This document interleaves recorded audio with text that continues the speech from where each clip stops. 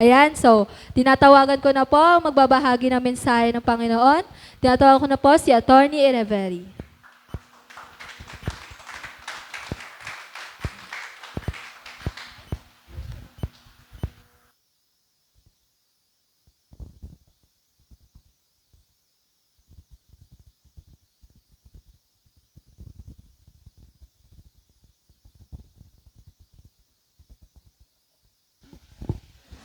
Let us pray. Mahal naming Diyos, ang aming dakilang Creator, salamat sa buhay na pahiram mo. Salamat sa pamilya na pinahiram mo. Salamat, Lord, sa negosyo na pinahiram mo. Salamat, Lord, sa napakagandang lugar na ito. Bagamat minsan, madalas, this place is flooded with your blessings. But I pray, Lord, na patuloy mong ipakita ang iyong pag-ibig sa inyong mga anak. Salamat, Lord, sa habag, sa grasya, at sa kapatawaran. Bagamat alam namin, Panginoon, wittingly or unwittingly, kami po'y nagkukulang o nagmamalabis. But we want to ask and receive your forgiveness as we come to you sa umagang ito in fellowship and in worship with you. Salamat din sa presensya at kapangyarihan ng Banal na Espiritu. Nawa, Panginoon, let the power of the Holy Spirit be at work in our midst. And may the Holy Spirit be our teacher, our preacher this morning. We thank you and praise you in Jesus' name. Amen. Amen. Makakaupo na po tayo. Bago ko po tawagin yung kasama kong magpipreach, gusto ko lamang magbigay ng kaunting exhortation doon sa kinanta natin. No? Napakaganda nung awitin. Kanina yung una, sabi niya, ang rumema sa akin, always get beside the Lord. Dapat nasa tabi tayo palagi ng Panginoon. Pagkakatabi natin ng Panginoon, napakadaling bumulong. Diba? Pag malayo, baka hindi ka marinig. Kaya nga mismo, si Jesus, nung si Peter ay sinabihan siya sa Matthew 16, Jesus said to His disciples, ako'y babalik sa Jerusalem at doon ay makakaranas ako ng grabing kapighatian, kahirapan, at doon ay papatayin ako ng mga pari, mga tagapagturo ng salita ng Diyos, at mga rulers. At ako ay ipapako sa krus. At, sabi niya, sa ikatlong araw, ako ay mabubuhay na muli. Narinig yun ni Peter. Alam mo, ginawa ni Peter, Lord, halika nga rito. Grabe, ano? Lord, halika nga rito. Bakit niya hinatak ang Panginoon? Nirebuke niya ang Panginoon. Kinagalitan niya ang Panginoon. Bakit? Kasi sabi niya, hindi mangyayari yan. Mali yung sinasabi mo. Mali yung sinasabi mo. Bakit mo sinasabing papatayin ka? Ang sabi ni Peter sa kanya, that will never happen. Over my dead body. Anong sabi ni Kristo? Satanas, dito ka sa likod ko. Satanas, dito ka sa likod ko. So Jesus called Peter, Satan, and get behind me. Kaya yung kantang, stay beside me, or stay behind me, ay isa pong encouragement sa atin. Huwag mo nating hahadlangan ang daanan ng Panginoon. Huwag nating susuwayin ang kagustuhan ng Panginoon. At sabi nga ni Jesus sa kanya, ang iniisip mo, yung makataong damdamin, pero hindi mo iniisip ang gusto ng Ama sa akin. Kaya mga kapatid, ang topic po natin ay Ezekiel chapter 37, the Lord will not use you if you don't stay behind or beside with the Lord. Don't stay in front of the Lord.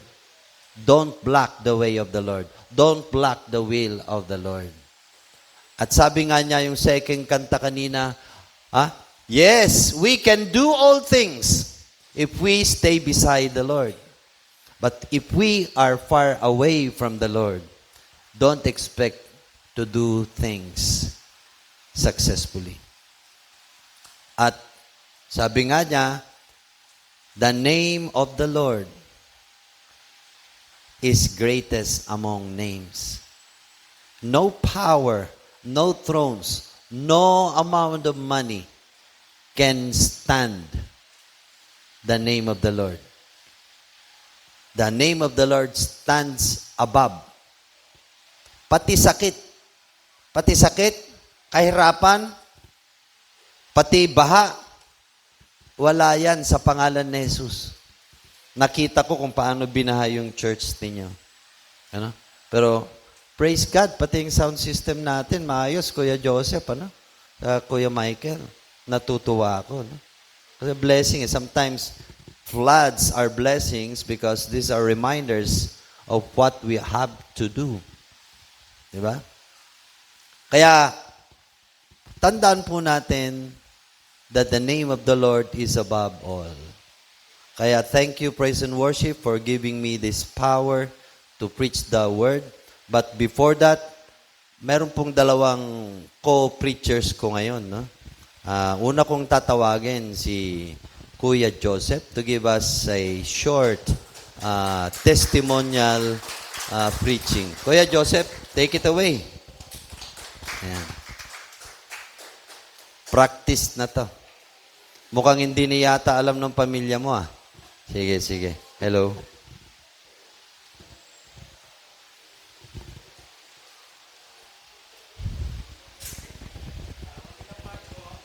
Oh. Good morning po sa lahat. Kala ko ako yung pangalawang tatawagin.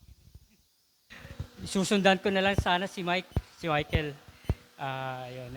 Anyways, sa mga hindi po nakakilala sa akin, ako po si Kuya Joseph, yung the man behind yung ating sound system. Ano bang masasabi ko? Yun po, meron pong recently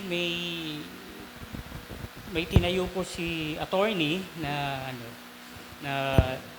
discipleship, Caloocan Men's Discipleship Group. Ayun po. Ilan lang kami? Siguro 5. Yan. Ayun.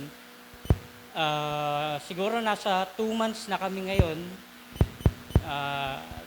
And still going. Ayun.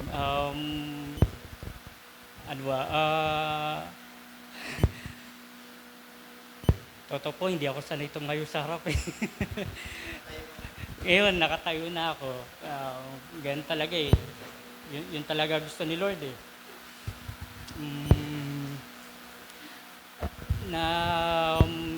Ito po palang yung discipleship namin, po siya, hindi lang po siya basta ordinaryong Bible study na binabasa natin yung mga scriptures, tapos i-explain sa atin ni attorney or ng mga group leaders natin. Isa po siyang experience how to deepen our relationship with the Lord. Mas malalim po sa normal na Bible study natin. Kaya ano po, ini-encourage ko po yung mga ano natin, yung mga kalalakihan na kung may time, hindi yung kung may time kung gumawa kayo ng time para ano, maka-join kayo. Every Wednesday po siya, 9:30 to 10:30. Isang oras lang po yung i-google natin. Wag po natin sabihing wala tayong oras kasi nakakaya naman. Kasi, nakakaya kay Lord. Tapos, kahit kay Michael nakakaya kasi biruin nyo, bumabiyahe pa siya, gabing-gabi, may time na nasa Cavite siya, nasa Laguna, nasa Batangas, pero he makes sure na meron siyang time para doon sa Bible study namin, para doon sa sa discipleship. So ako maraming times na yung iniisip ko, sana magkasakit ako para makalusot, pero hindi. Ako yung ako pa rin yung isa sa unang nag-open yung pagka nagtatawag na si attorney. Ayun, tas parang ang kapal naman ng mukha ko para magtago. Ayun. Kasi yun. Tapos nagkaroon pa kami ng isang kasama, hindi natin siya kasama sa Caloocan, bali siya yung disciple siya ni attorney, si Pastor Jorem. Baguhan lang din siyang nagpapastor. So taga siya, Payatas, Montalban. Ayun. So ayun lang po, bali ini-encourage ko po, yun, ulitin ko, encourage ko po yung mga kalalakihan natin na sumama po kayo sa amin na na makinig po tayo, pag-aralan po natin yung salita ng Diyos. Ayun, bali from June until now, matatag pa rin naman kami. May mga nawawala, pero accepted naman. Parang si Sam may trabaho, pero pagka available siya, dumarating naman. Kahit po si Albert, ayun, present siya.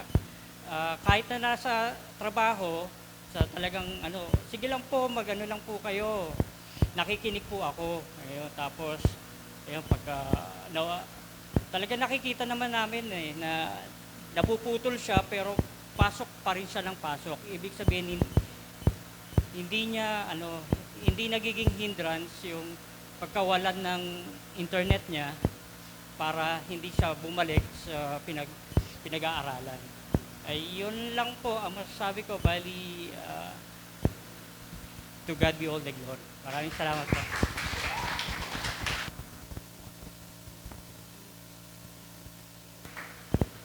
Ay po, tawagin ko po yung isa pang magsasalita sa harap, si Michael.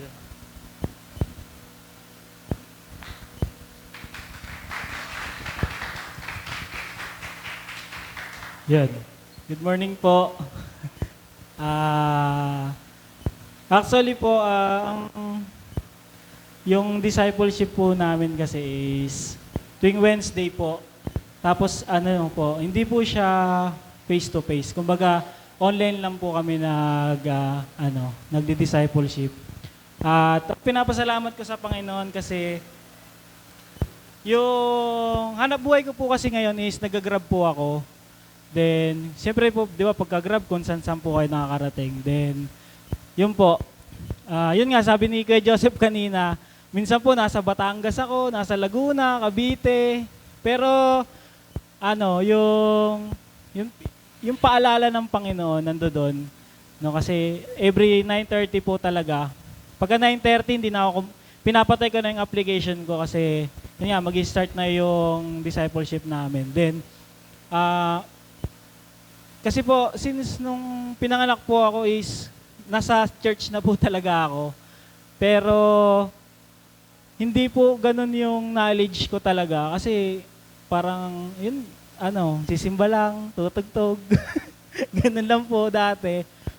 Then, parang yung Sunday po kasi hindi siya sapat na, kasi pag Sunday kasi hindi ka pwede, although andun yung knowledge pero hindi ka pwedeng magtanong. Kasi iba yung iba po yung parang nagkukwentuhan lang kayo pero word of God. Yun po yung pinaka-advantage niya kasi yung gusto mong tanungin, pwede mo siyang itanong, no? Hindi kagaya pag Sunday kasi kadalasan 'di ba nakikinig lang po tayo. Hindi kagaya pag talaga pag discipleship is pwede po kayong magtanong at mas malalaman niyo po talaga ng mas malalim kung ano yung sinasabi ng Panginoon, no? Kaya yun ang encourage ko po sa mga lahat ng kalalakihan. Welcome po kayo sa discipleship namin. Every Wednesday po 9:30. Kung may mga po kayo, kung nasa bahay lang po kayo, pwede po kayong online lang naman po ito. No, online pa, pero parang halos lang tayo. Parang halos nasa isang group lang tayo, no? Nandoon po pwede kayong magtanong, pwede po kayong gusto nyong itanong pa at gusto nyo pang malaman. Welcome po kayo sa discipleship, yung mga kalalakihan po. No, ini-encourage po namin kayo at doon nyo po lalong makikilala ang Panginoon, yung message ng Panginoon sa araw-araw. No, doon nyo po malalaman. No. Iga-guide naman po tayo ni Attorney. Then, although si Attorney, hindi naman talaga siyang yung nagpipreach kasi parang nagkukwentuhan lang po talaga kami. No, nagkukwentuhan lang kami. At yun yung pinaka mas maganda kasi nakaka-build tayo ng relationship sa isa't isa. No, at yung relationship na yun yung gagamitin natin para matuto at para may taas ang ating Panginoon. So, yun lamang po. Thank you po. Amen.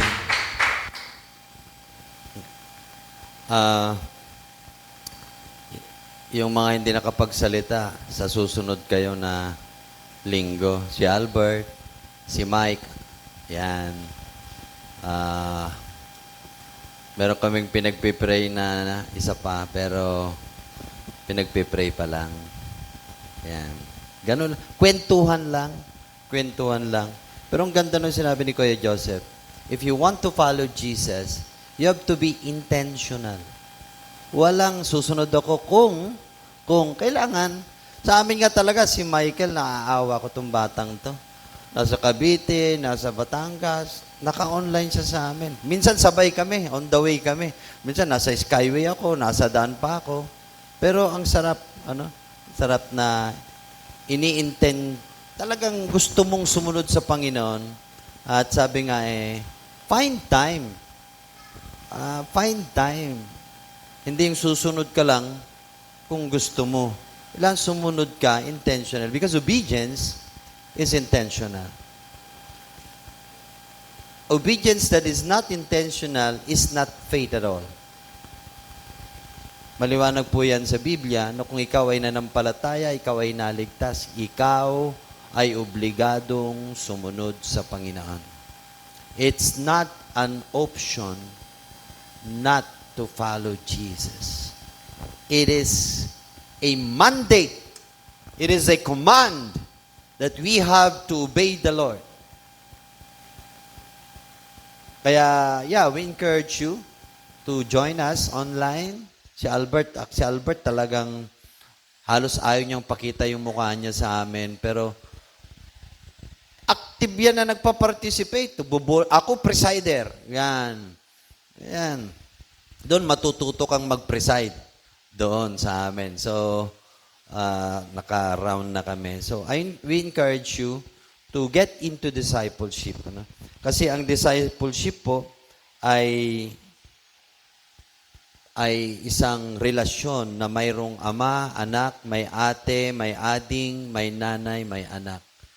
Kaya hindi tayo dapat nahihinto sa pagiging baby Christian. We have to grow. We have to grow. Alright? Mamaya, meron po tayong congregational discipleship. Ini-encourage ko po kayo.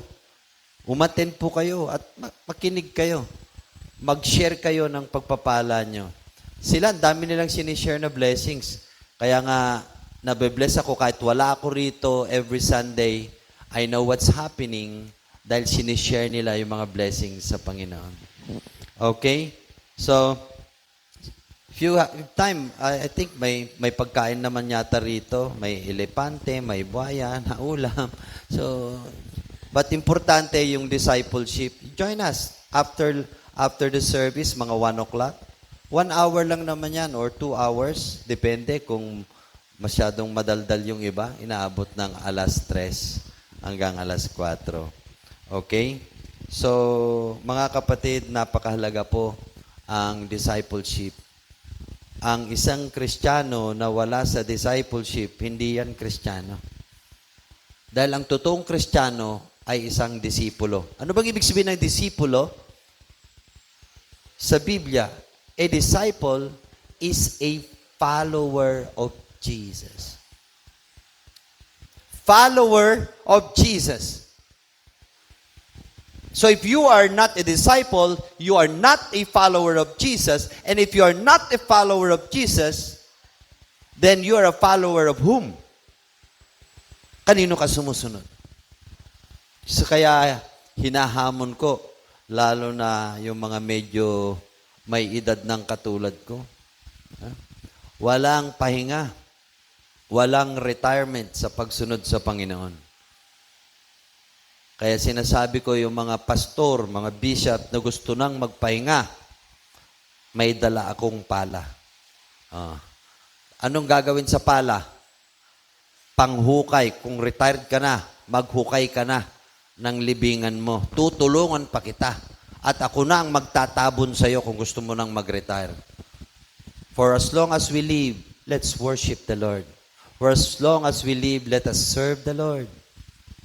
Sabi nga ng isang pastor who is living by faith and know not a single cent that he receives in the church, but he lives by faith.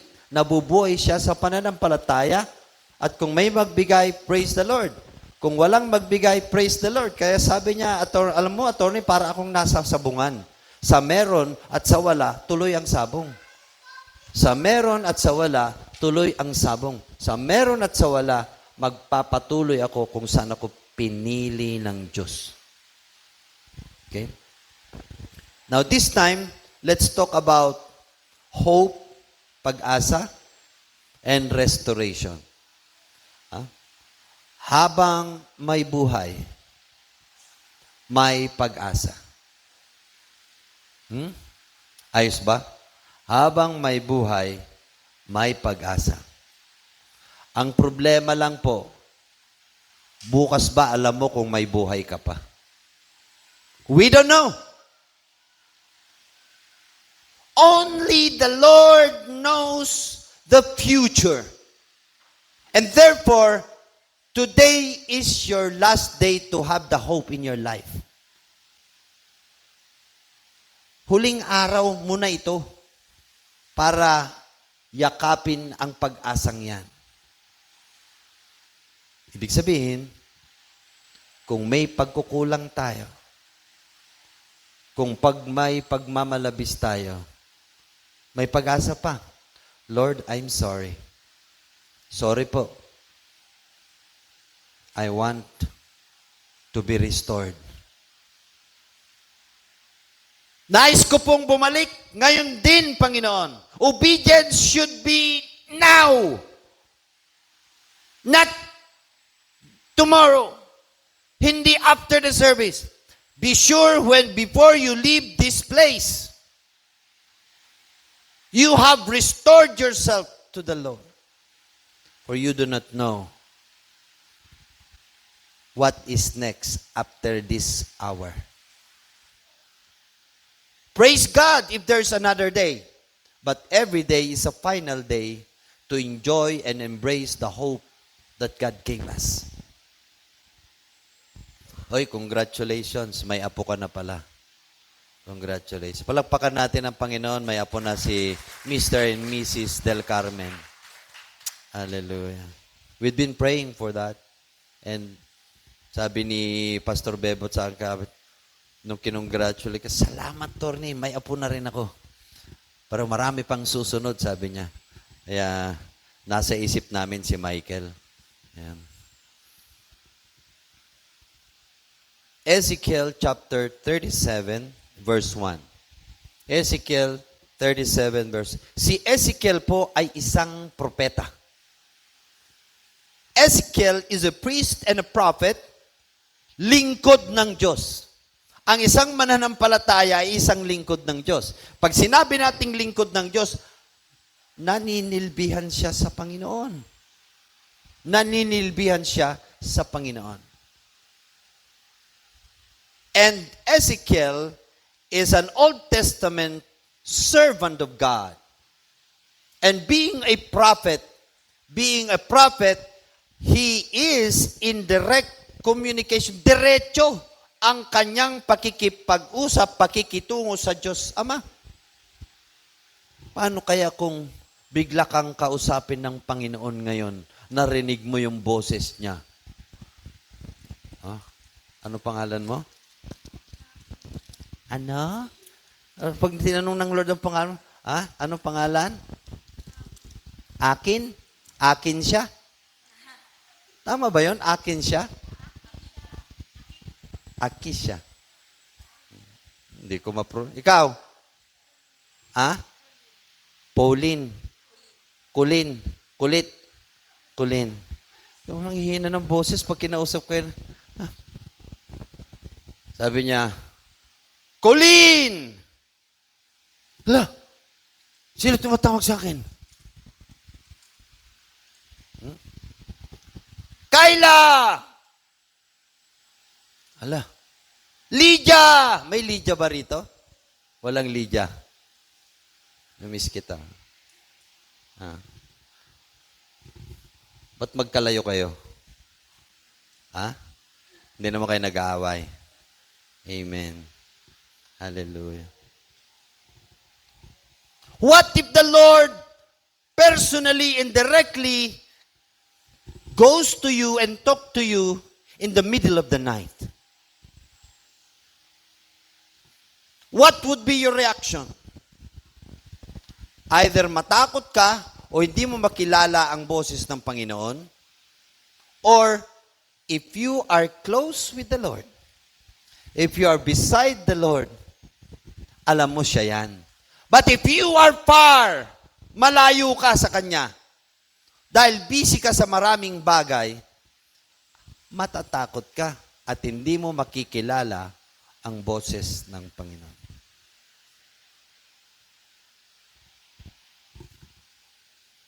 Ezekiel chapter 37 verse 1, sabi niya, ang kamay ng Panginoon ay sumaakin. Si Ezekiel, sabi niya, ang kamay ng Panginoon ay sa akin. Eto sabi ni Ezekiel. He is declaring, sinasabi niya na as he speaks, the hand of the Lord was upon him. Ang kamay ng Panginoon ay nasa kanya. Can you say that also? Nasa akin ang kamay ng Panginoon. Nasaan?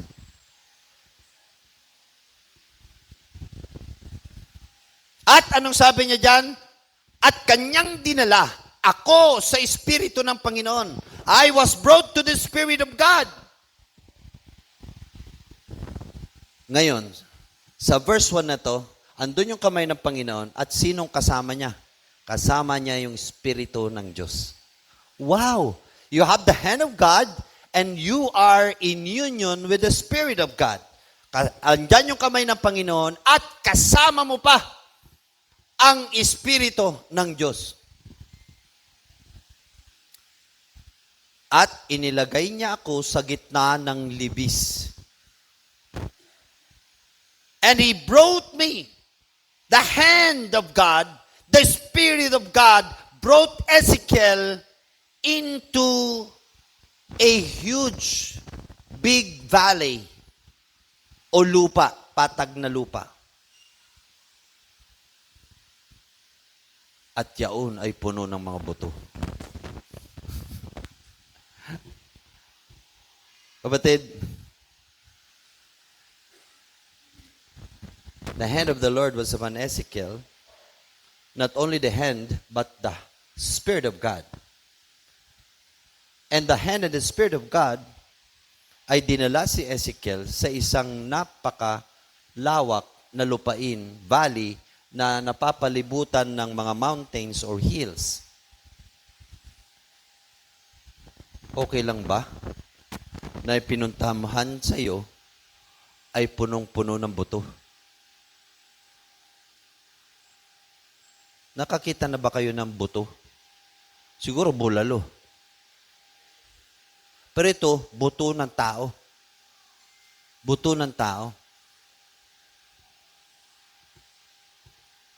Tanong ko po, if you were brought into the valley of bones, mga skeletons ito, alauna ng umaga, okay lang? Okay lang ba? O sabihin natin, alas 11, tapos umuulan pa? Kami, sanay kaming pumunta ng Payatas way back 1996. Kasagsagan ng basura at pagka may konting ulan, grabe ang amoy. Pero ito, buto, saka gabi, nandun ka. Pero ang mas mahalagang tanong ay ito. Bakit ang kamay ng Diyos ay na kay Ezekiel? Bakit ang Espiritu ng Diyos ay na kay Ezekiel? Ito yung kanta nyo kanina, yung unang kanta nyo. Kung ikaw ay close, kung ikaw ay intimate, talagang dikit na dikit ka sa Panginoon. Can He easily put His hand upon you? Yes. Madali lang. And can the Spirit of God easily work through you if you are near, close, intimate?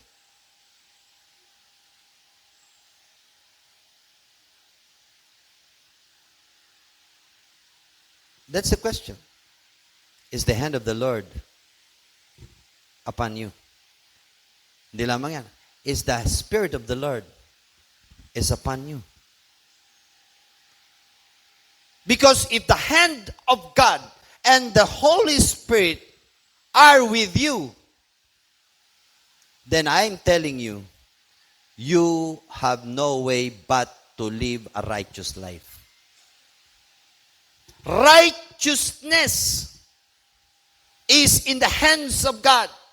Righteousness is by the leading of the Holy Spirit.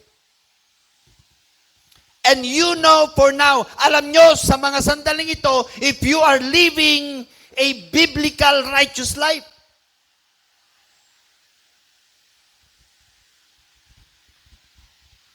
And if you're not living a righteous life, you are a bone. You are a dead Christian. Buto ka lang, patay ka, dahil wala ang kamay ng Panginoon sa iyo. Hindi ka nabubuhay sa pangunguna ng banal na Espiritu. That's how important having the hand of God upon our lives. That's how important the Spirit of God working in our lives. Galatians 5:25, it's very clear. You don't only stay with the Spirit of God, you have to walk with the Spirit of God. Kailangan lalakad ka ayon sa udyok at pangunguna ng Espiritu. Hindi yung gusto ng damdaman. It's not what we want. It's not where we want to go. It's not what we feel about, but it is what the Lord wants you to go. And it is what the feeling of the Lord that you should feel about. Because mararamdaman mo kung anong gusto ng Panginoon. Bakit? Nandyan yung kamay niya. Pangalawa, nandyan yung kanyang Espiritu. That's why Sa amin sa discipleship, grabe. Ako rin, natututo rin sa kanila sa mga experiences nila sa Panginoon. Kasi kwentuhan lang, but meron kaming salita ng Diyos. Di ba? Kaya, join na. Join na po. Yung mga lingkod, disipulo, join na. Kung disipulo kayo, kung mananampalataya kayo, dapat, you must be a disciple. And if you are a disciple, you must be in a discipleship. Di ba? O nga, no? Ha? Kaya nga si Mike, kahit na late, sumunod pa rin. Pre-measure. Kasi sumasali si Mike sa isang D group. Nakita ko yung mukha, sabi ko kay Jess, dito mo nga papuntahin yan. Ha?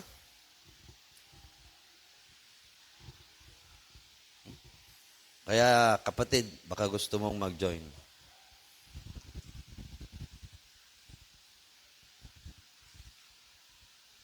If you are so sure, certain that the hand of God and the Spirit of God are with you, kahit saan ka dalhin. What was the reaction of Ezekiel when he was brought into the valley of bones? Did he complain? Did he say no? How can Ezekiel say no to his God? How can you say no to your God? Let your yes be yes. Sabi mo, Lord, you are my Lord. Pero Lord, hindi mo na ako susunod ngayon sa susunod na buwan na. Sinabi mo pang, Lord.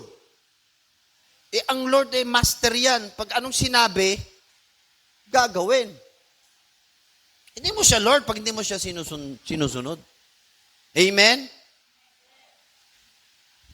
Pag sinabi mong Lord, let that word mean obedience. Lan sumunod po tayo. Kaya nga yung mga asawa at girlfriend, mga anak, kilala namin sa D-group namin kasi pinagpe-pray din namin sila. Ganun? Ganyan? Oo. Meron pa ngang nadulas eh. Ganyan. May mga nadulas pa na pinagpe-pray, ganyan. Pag-pray mo naman para bigyan siya ng work na hindi sasagasaan ng Sunday. Hindi nyo alam yan. Nagpe-pray din kami sa discipleship. In fact, ayan nga, yung isang tao dyan, bunga ng napakahabang panalangin. Kaya talagang yung luha ng kagalakan ay nandyan. Kanya lang nga, pinagpipray namin na sana ay maginoo siya, pero hindi naman bastos. Maging matapang sa kanyang pananampalataya. Okay. So, if you are with the Lord, if you have the power of the Holy Spirit, kahit saan kadalhin, you can only say no. Or you can only say yes. You can only say yes. Yes, Lord.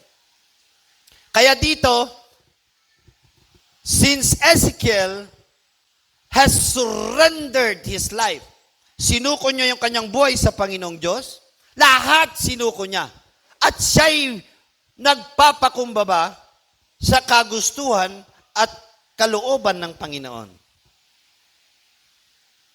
Christianity is all about a totally surrendered life. The Lord will not work through you. We cannot say, I can do all things if your life is not totally surrendered. Blessings will not flow upon you if your life is not totally surrendered upon you. More often, kurot, palo, at parusa ang darating. Kasi nga makulit ka. Katulad ng asawa ko, makulit. Balik ka na! Resign ka na! Ayoko pa. Ayaw. Anong nangyari? 36 na stapler ang inabot niya sa tiyan niya. Only by then she realized, yes, Lord, magmiministeryo na ako sa inyo, sa Payata, sa Caloocan, sa Bulacan. Gusto niyo pa bang may 3 at 6, 36 na stitches? Haba niyan. Ha? O kaya, bibigyan ka ng arthritis muna para hindi ka makalakad, ganyan. Bakit kaya? Hindi mo naintindihan bakit ka nauuntog, bakit ka nagkakasakit. Palagi na lang, bakit kaya?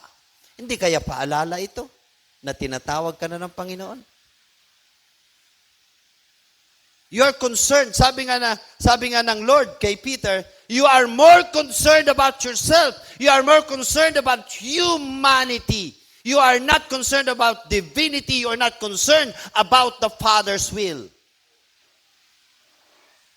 Seek ye first the kingdom of God and His righteousness. Then things will follow you. That's how the goodness of God will be running after you. Kaya kung tunay kang Kristiyano at disipulo ka niya, alagad ka niya, kahit saan kadali ng Panginoon, even to the valley of death, even to the valley of bones. Madali ba yun? Na, eto, room na to, punong-puno ng buto ng tao. Tingnan natin sa verse 2. Anong klaseng mga buto yan? Ha? Anong klaseng buto yan? Sa verse 2, ang sabi niya dyan, at pinaraan niya ako. So, dinala siya doon, tapos pinalakad pa siya. Pinalakad siya sa tabi ng mga yaon sa palibot at narito may mga totoong marami sa luwal sa libis at narito ang totoong tuyo. Ang mga buto raw ay tuyot na. In other words, matagal nang patay ang mga taong ito. Hindi lamang buto, kundi talagang dried na siya. Meaning, matagal nang patay. Maybe a year, 10 years, 20 years, o 100 years na patay ang mga taong ito dahil dried bones na sila. Dito, si Ezekiel could not even have a space to step his feet dahil punong-puno ng matagal ng tuyong buto. Buti kayo. Hindi kayo panay buto, panay lamang kayo, at marami pang taba. Yan. Diba? Ha? Eh sabi ko, nakita ko si Tony, mukhang pumayat si Tony. Yan. Siguro, nag-exercise na siguro siya. Ha?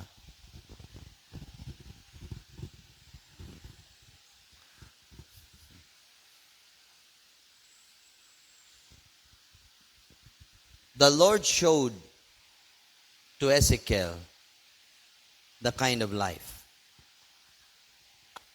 many believers today have. Naglalakad, pero patay. Naglalakad, pumupunta sa church, pero walang buhay. Magpuri tayo sa Panginoon! Ang tagal naman. Gutom na ako. Ano ba yan? Huwag niyong hintayin na ang lakad niyo ay patras. Ha? Gusto kong pumunta sa simbahan. Anong tawag doon pag patras ng lakad mo? May Alzheimer ka na. Kaya habang may buhay, kapatid, habang may pag-asa, you've got to be restored now. Huwag mo nang hintayin mamayang hapon. Huwag mo nang hintayin bukas. Unless you want to walk backward. Unless you want to continue living as a zombie. Alam niyo bang zombie? Naglalakad pero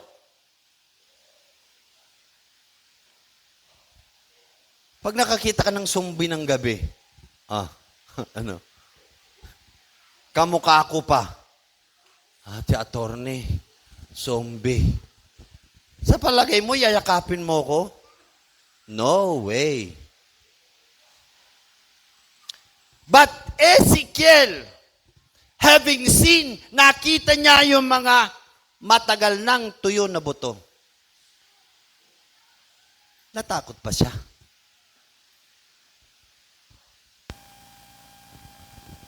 The answer is no, because that was the work God gave him. pumunta sa Valley of Bones. Ano kayang gagawin niya sa Valley of Bones? You listen to this. Because if you are a true believer, you must be Ezekiel, like Ezekiel. Next verse.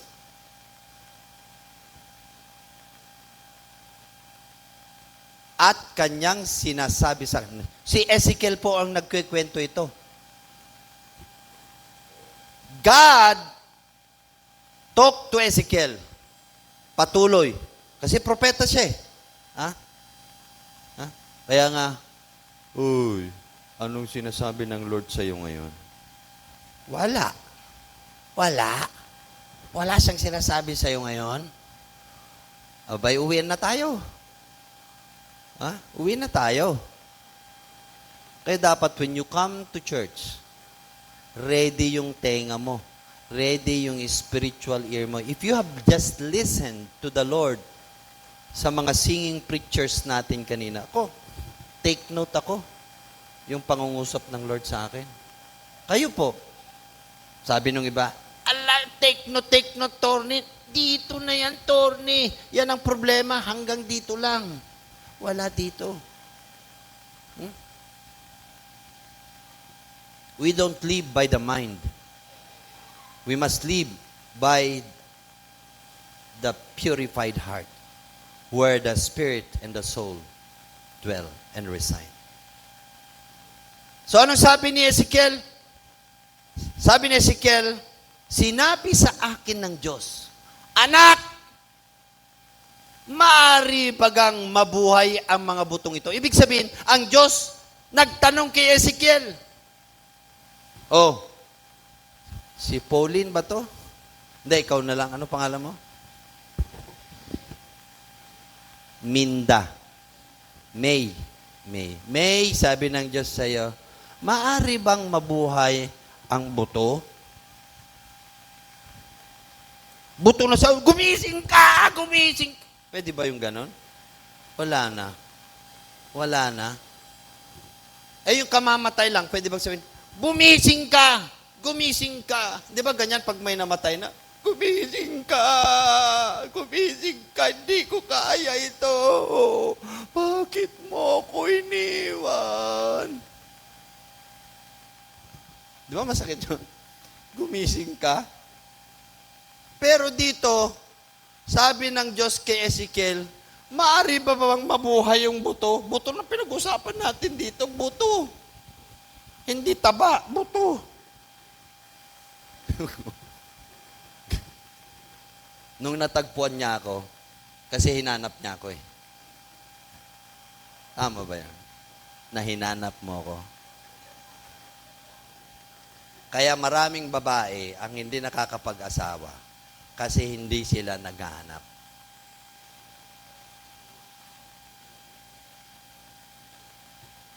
Sige, tanungin nyo na lang yan sa discipleship. Kaya umattend kayo.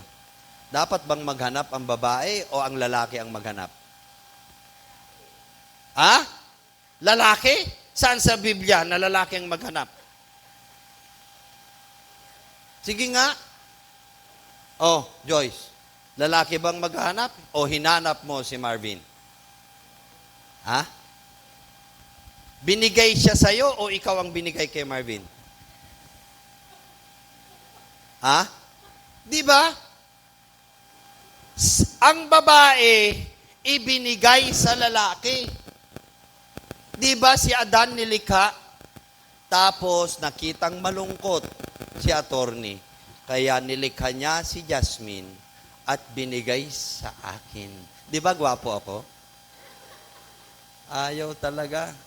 Kahit pabiro lang. Sabihin mo, gwapo ako? Oo. Bawal daw magsinungaling. Grabe naman yung group. Ang dami nagsasabing gwapo ako, pero yung asawa ko talagang, ano ba yung Michael? Gwapo ba si Michael? Ha? Gwapo? Uyo, gwapo. Kakausapin kita mamaya. What I'm pointing here is, mga kapatid, the Lord is asking Ezekiel, mabubuhay pa ba ang mga butong ito? To man, it is impossible for a bone to have life. Buto na siya. Pero anong sagot? Ako'y sumagot, Panginoong Diyos, ikaw ang nakakaalam. What does that mean? His life is in total submission to the power of God. Kaya kahit sabihin ni Ezekiel, yes, kung ayaw ng Diyos. Kung sabihin ni Ezekiel, no, kung gusto ng Diyos. Ganun ba ang buhay Kristiyano natin? The hand of God is upon us, the Spirit of God is upon us. We must live by the grace of God. Palakpakan natin ang Panginoon. Kailangan matuto tayong mabuhay sa grasya ng Panginoon. Lord, kung hindi mo ako pag-aaralin ngayon, praise God. Lord, kung bibigyan mo ako ng pang-tuition fee, praise God. Lord, pag walang tuition fee, di na ako magsisimba, Lord. Ayoko na. Lord, ba't mo pinayagang iwanan ako ng boyfriend ko? Ayoko na. Kala ko ba, siyang binigay mo sa akin, yun nga ang mali. Kasi akala mo, lalaki ang binibigay sa babae. Ang babae binibigay sa lalaki. Kasi ganyan tayo minsan, di ba? Sa meron o sa wala, we have to live by the grace of God. Dahil siya ang higit na nakakalam kung ano ang makakabuti sa atin. God knows what is best for us. What we can only do is to obey the Lord even in the midst of trials. What is there to lose if you have eternal life? What is there to lose if you have the presence of the Holy Spirit? What is there to lose if you have the grace of God in the person of the Lord Jesus Christ? What is there to lose if heaven is already created for you? What is there to lose? Because you want to save yourself. Hindi mo completely sinuko. You can ask when God asks you, the best answer is, let your will be done, Lord. Yan ang sagot niya. Let your will be done.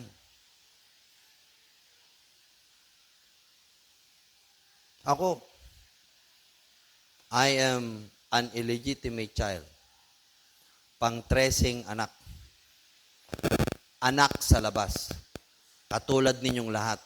Kayo o lahat ay anak din sa labas. Dahil wala namang pinanganak sa loob. Ano ba yun? Ano, Tony? Pinanganak ka ba sa loob? Sa labas, di ba? Anak ka rin sa labas. Yung ipinanganak sa loob, patay yan paglabas.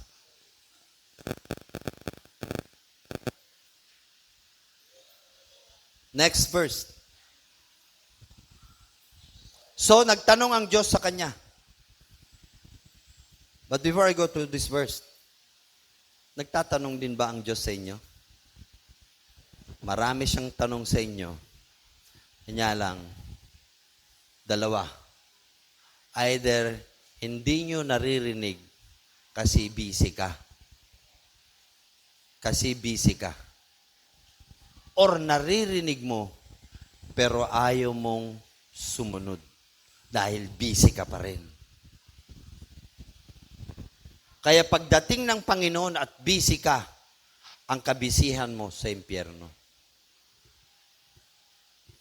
Kaya sinasabi ko nga, today, before you get out, embrace the hope, the divine hope, the grace of God, and be restored. Bumalik tayo. Ano bang humahatak sa inyo? Sa kamay ng Panginoon. Ano ang humahatak sa inyo? Sa Espiritu ng Diyos. Simple lang naman sarili. Kaya ako blessed na blessed kay Michael, ano? Totoo po yun. Minsan nasa Star Toll pa siya. Asan ka? Ang dilim-dilim. Dito po, Torni. Batangas, Cavite. Imaginin mo, Caloocan makakarating doon. Sabi ko, uminto ka. Si Albert na busy sa trabaho, but he makes sure that kahit papano, makakarinig man lang siya kung naka-speaker form man o hindi. I can only share with you my experiences with the disciples of the Lord. The Lord is asking you a question today. What's your response? Will you take the hope at bumalik ka ngayon? O just like one pastora, attorney, babalik na ako sa Panginoon. Pero give me 3 years. Give me 3 years. Kasi hindi naman madaling iwanan yung aking kalaguyo. Kasi may anak kami.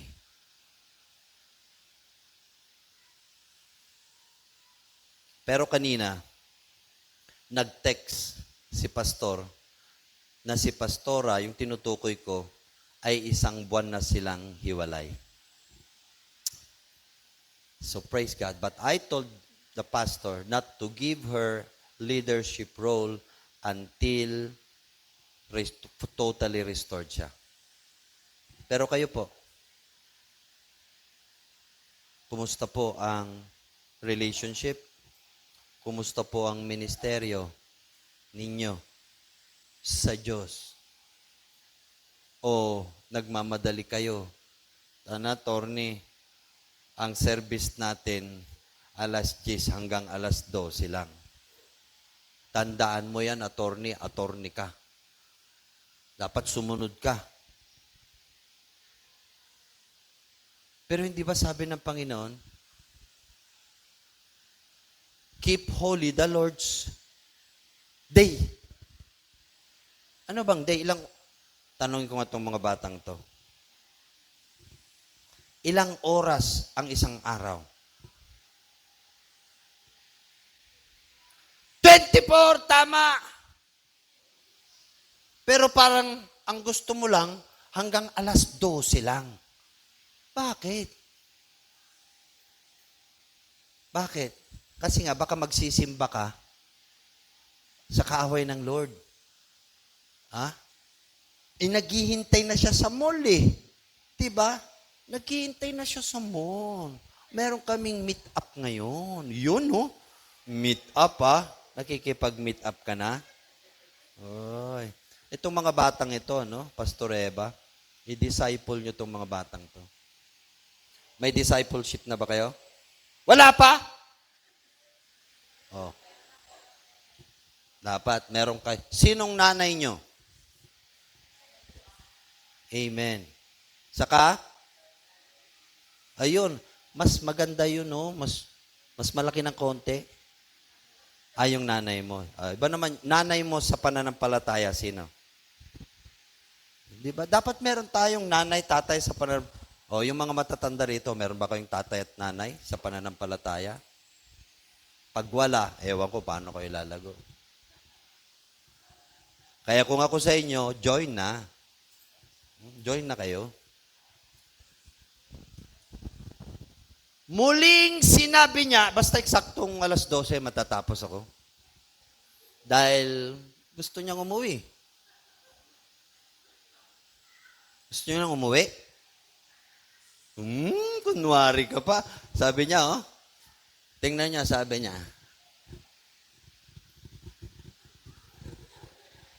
Ayaw umuwi, pero oo yung paa. Ayun, no? Ayaw umuwi.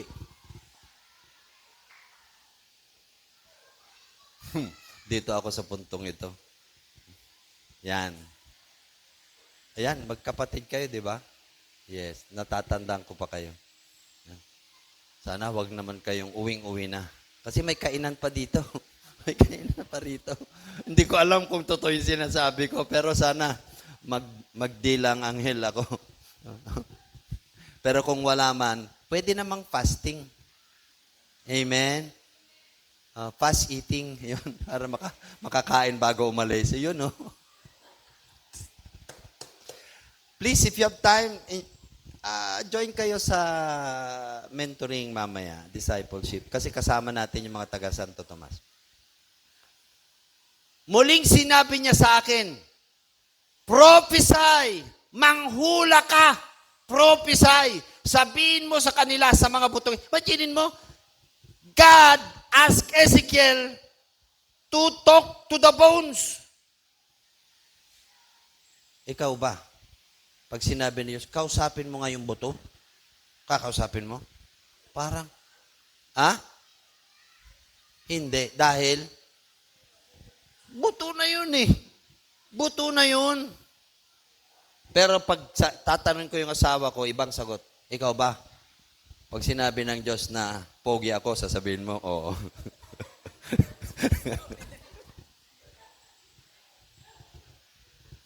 Ang kulit talaga ni Jess, oh.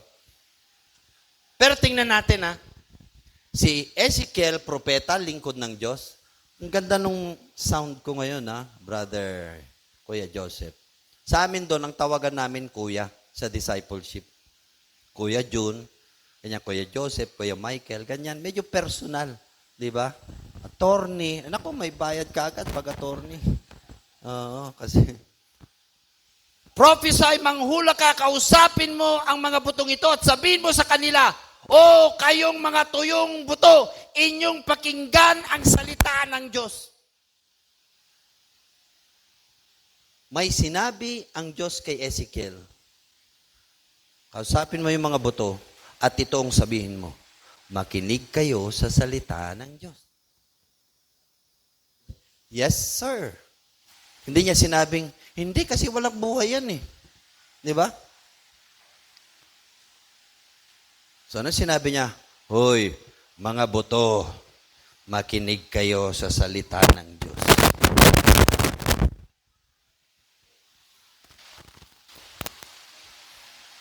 Paano pag sinabi niya? Kausapin nyo yung tatay nyo. Palagi naman naglalasing si tatay. Sabi ng Lord, kausapin mo eh. Baka pagalitan lang ako. Yun ang hamon sa atin. Kung may utos ang Diyos, anong gagawin natin? Susunod lang. Ulitin ko. Tanong ng Diyos, kausapin mo yung buto. Anong sagot? Ano sagot? Oo, hindi. Hindi pa rin. Dahil, buto na. Pero sabi ng Diyos pag may sinasabi ang Diyos sa iyo, anong gagawin mo? Susunod o susuway? Susunod. Sabi nga niya, kausapin mo yung buto. Susunod ka? Kausapin mo yung buto. Amen. Palakpakan natin ng Panginoon. That is faith. That is faith. Kaya nga kung may sakit ka, sabi ng Panginoon, manalangin ka sa akin, pagagalingin ko yan. Doktor ang kailangan ko, hindi ikaw. Ganun ba yan? Sabi ng Diyos sa'yo. God can easily tell to Ezekiel his words because Ezekiel was so close with God. And because Ezekiel was also close with God, and he is a servant of God, if you are a servant of God who has totally and absolutely surrendered his life into the Lord, then you can only say, yes, Lord. Yes, yes, yes, yes, yes, Lord. Tingnan natin. Kaya umattend ka rin ng mentoring para hindi ka Tingnan natin. Kinausap ni Ezekiel yung mga buto. Weirdo. Sira ulo tong si Ezekiel. Pero tingnan natin kung totoo. Next verse, verse 5. Salamat Talagang mabilis ka, ready ka. Pero habang tinitingnan mo, basahin mo na rin. Dahil ikaw mamaya ang pagsasalitain ko. Kaya ayaw ni Marvin sa amin Kasi baka mag-recite siya sa akin. Kasi teacher po ako. professor of law. Grabe ako pag nagpa-recite, gitna talaga. Pero hindi po sa discipleship, hindi ganun. Hindi ganun. Uy, hindi ganyan. Okay. Ganito ang sabi ng Panginoong Diyos sa mga butong ito. Pero sinasabi ng Diyos kay Ezekiel, ganito ang sabihin mo. Narito, aking papasukin ang hinga sa inyo at kayo'y mangangabuhay. Sabi ng Diyos kay Ezekiel, sabihin mo sa kanila, I will breathe into their bones. Ibig sabihin, bibigyan ko sila ng hininga o hinga. I will give them, papapasukin ko ang hinga sa kanila. At sabi niya, kayo'y mga mabubuhay. Parang kung ako si Ezekiel, ito ang sabi ng Diyos. The Lord will breathe into you and you will have life. Wow! Yun ang sabi niya. Tingnan nyo, kung hindi ka sumunod, hindi niya sasabihin yung mga susunod na sasabihin. Kaya nga, next, sabi ng Lord, itulak mo yung poste. Itutulak mo. Dahil, sinabi niya yun. Yun ang importante. Sinabi ng Lord eh. Kaya mamaya, tatanong mo yung katabi mo, anong sinasabi ng Lord sa'yo? Yun, no? Ha? Sige nga, tanungin mo lang kung may sasagot. May sinasabi ba ang Lord sa iyo ngayon? Tabi mo, kasapin mo. Tabisin mo. May sinasabi ba ang Lord sa iyo? Meron? Sige, mamaya natin pag-usapan. Amen. Meron sinasabi. Ha? Hindi ko naman interesadong malaman yan. Kayong dalawa lang yan. Ha? Ano, Albert? May nalaman ka ba kay Albert? Meron bang sinasabi ang Lord sa kanya? Ha? Wala. Pa-cute kayong dalawa dyan, ha? Mga. Next verse. Imaginin mo. Kung dahil patuloy na nakikinig si Ezekiel sa Diyos, sabi niya, kausapin mo yung mga buto at sabihin mo sa mga buto, nakinig siya sa una, may pangalawa pa, sabihin mo sa mga buto, bibigyan ko sila ng hininga at sila'y mabubuhay. Imaginin mo, buto? Bibigyan mo lang ng hininga, mabubuhay na. Hindi ka ba matatakot na ang buto ay buhay na naglalakad na buto? Di ba nakakatakot yun? Pero ito yung nangyayari dito, mga kapatid. Ha? Next verse. At, eto na siya. At lalagyan, advanced pa yung aking Very good, advanced. Kanina, sinabi niya, bibigyan ko yung ng hininga o hinga at mabubuhay kayo. Paano nga mabubuhay o buto? Kaya ito na siya. Verse 6. Sabihin mo sa kanila, lalagyan ko kayo ng mga litid. Ito yung wala tayong nabilang litid kahapon. Litid. At babalutin ko kayo ng laman. At tatakpan kayo ng balat. At lalagyan ko kayo ng hininga. Yun pala, bago yung hininga, lalagyan muna ng laman, magkakaroon ka ng skin. Ha? Magandang kutis, hindi katulad ko panay kalmot ng pusa. Yan. Gagandang kutis nyo, ha? Except yung mga Ilocano. Sinong Ilocano rito? Yun. Mga Ilocano. Alam ko sa mga Ilocano, kuripot. Kuripot. Alas 12 na. Uwi na tayo. Sabi ng Lord, huwag munang umuwi. Susunod ka? Sabi ng Lord, huwag munang umuwi. Ano sasabihin mo? Amen. Kayo po na. Sabihin niyo.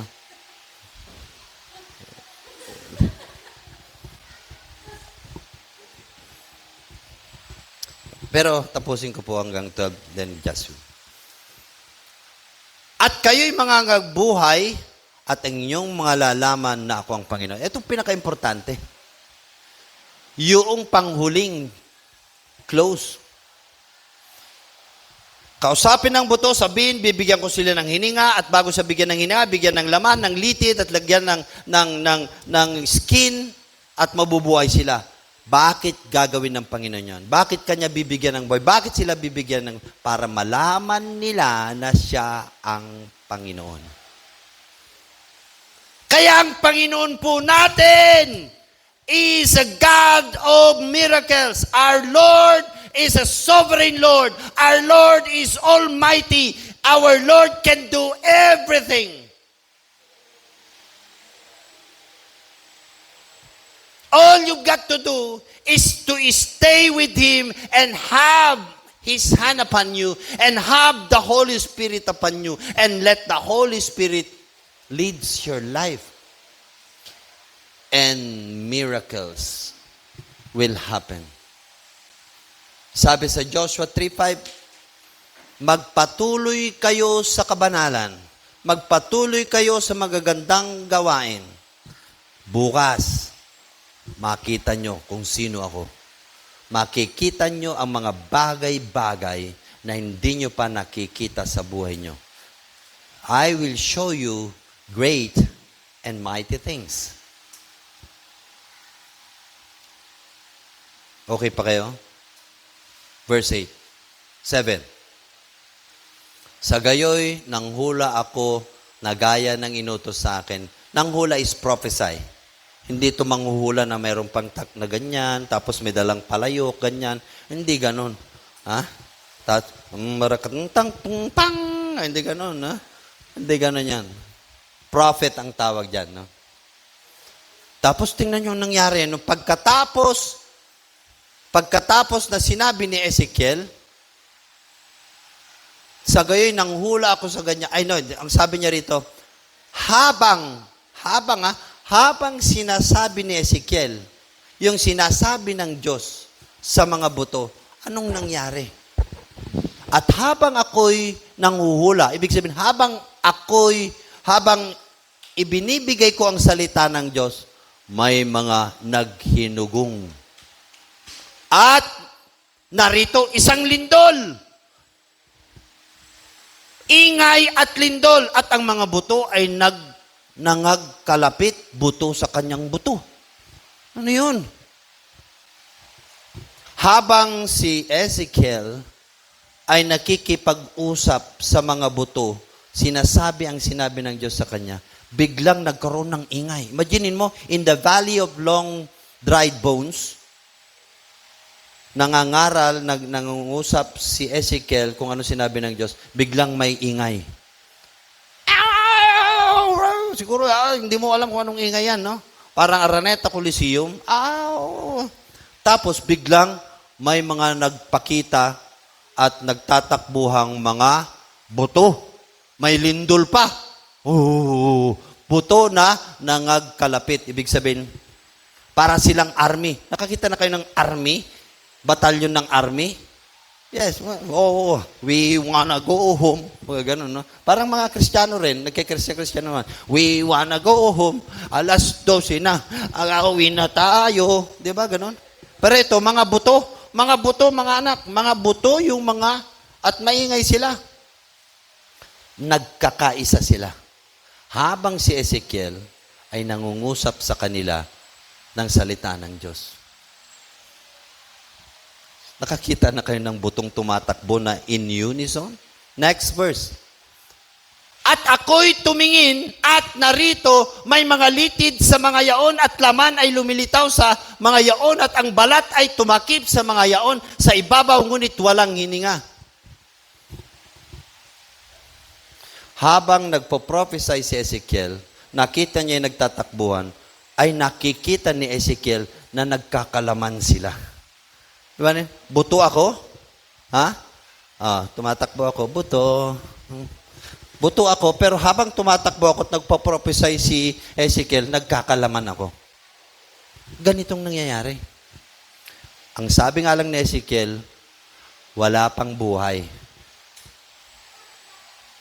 Marami pong mga Kristiyano tumatakbo, pero walang buhay. Kaya ito ay isang mensahe ng pag-asa at pagbabalik.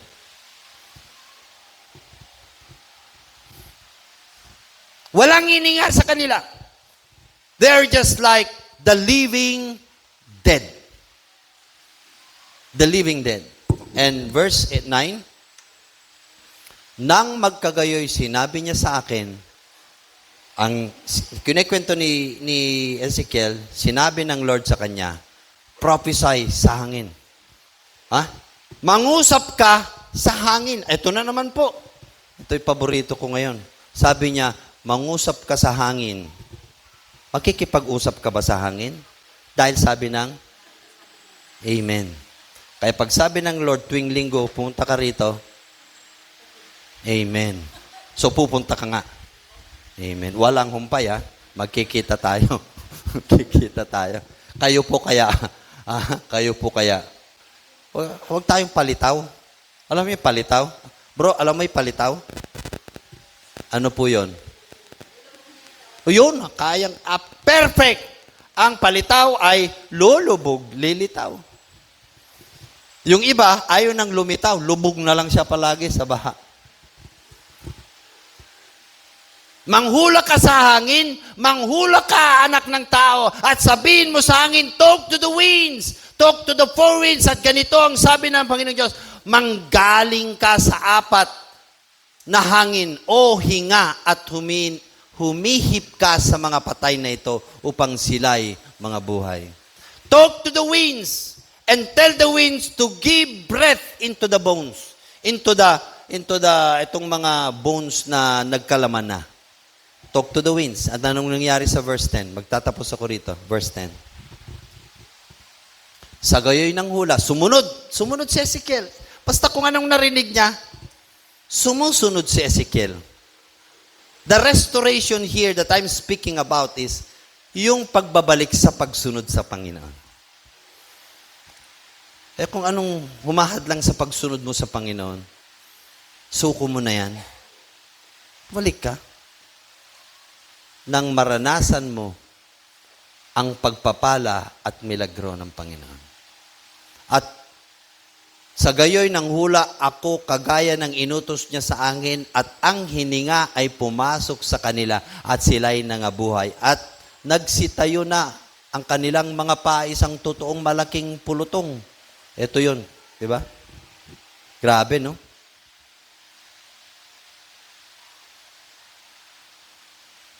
Eleven, kung meron pa ba yung 11? Nang magkagayoy, sinabi niya sa akin, Ezekiel, anak ng tao, ang mga butong ito ay ang buong sambahayan ni Israel. Narito, kanilang sinasabi, ang ating mga buto ay natuyo at ang ating pag-asa ay nawala. Tayo'y lubos na nahiwalay. Tayo po ang mga Israelitas. Tayo po ang sambayanan. Tayo po na mga mananampalataya na minsan patay tayo sa pananampalataya, patay tayo sa ministeryo. Kasi nga po, yung kamay ng Panginoon, yung Espiritu ng Panginoon, hindi yun ang higit na nasusunod sa atin. That's why, where the Lord brings you, kung saan man kayo dalhin ng Panginoon, Lord, I will follow you because I am your disciple and you are my Lord. This time, I'd like to call Jazz para tayo ipangunahan sa panalangin.